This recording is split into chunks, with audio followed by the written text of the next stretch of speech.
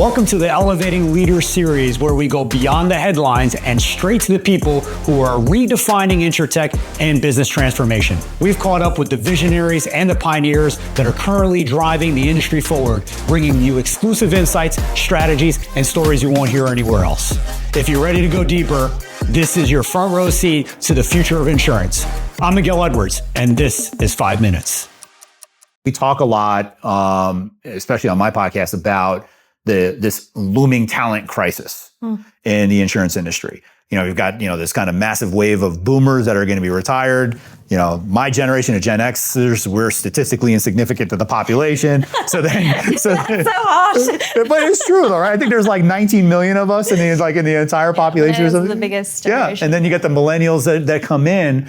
What does that shift look like for you guys, and or just in terms of your own observation? What are you seeing? What do we need to prepare for? Yeah. What norms need to be broken, et cetera? I think that's a big question. I don't know how and if companies are preparing for it correctly, I'll be honest, because you have the talent piece is really important. And I think companies, especially since George Floyd and this focus on DE&I that's kind of wavering out, but that's a whole separate issue. Hiring from a broader, network is definitely something that companies have started doing over the last few years. So great, you're getting some talent in. It probably spans different age groups, but the retention piece hasn't really been given enough attention to. And so, yes, we're hiring more diversely, but you're not able to keep talent in these companies or even in the industry. Yeah. For various reasons of like not promoting, not training properly, or them coming in and feeling like a minority, and that's really tough. And so they just go and do other things and take their talent elsewhere. And so, yes, there is a talent crisis for the reasons you've mentioned in terms of a wave of professionals that are retiring and moving on, and they haven't transferred that knowledge. And there's a huge gap in the middle of like middle management that doesn't exist because you have young professionals and then retiring professionals. And this gap here, and I don't know if there's a solve for this, but if companies are able to put attention to how to retain talent, I think that will solve itself. Because you have extremely ambitious young professionals that are coming in, are picking things up so quickly, are using all these technology and solutions that didn't exist 10 years ago to help them with their jobs and their roles. They're, doing courses in computer science. They're learning prompt engineering, which is going to be the main focus if we're adopting AI tools.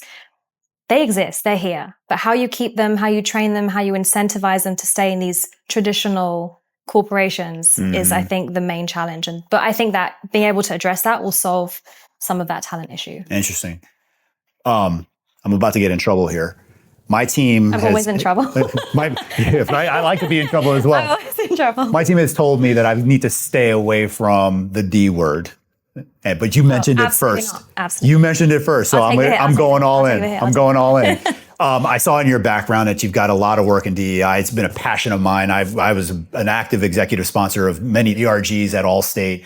So talk to me a little bit about this. The way it's been co-opted, I think is killing me just in terms of how DEI has been co-opted. But I heard you say something about retention. And I think there's a connection I want you to explore with me between that inclusiveness piece that no one wants to talk about. Yeah. They're just focused on the diversity piece and that retention.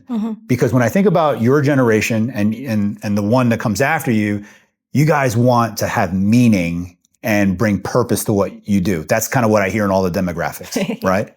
So why don't we bring it back, the conversation? Why don't we bring that conversation back?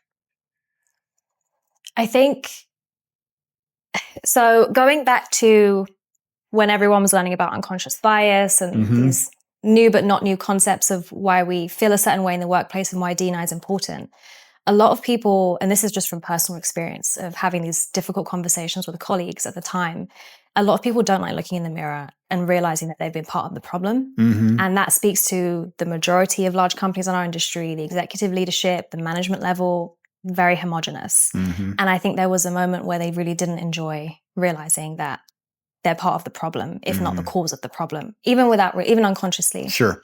And so I think that's the main reason why this idea of inclusivity, which is actually the real root issue, if we really think about it, there's an aspect of not wanting to even just go there because it's uncomfortable, but also not wanting to be held accountable for because once you've identified a problem, you then have to put measures in place and goals and initiatives to tackle said problem.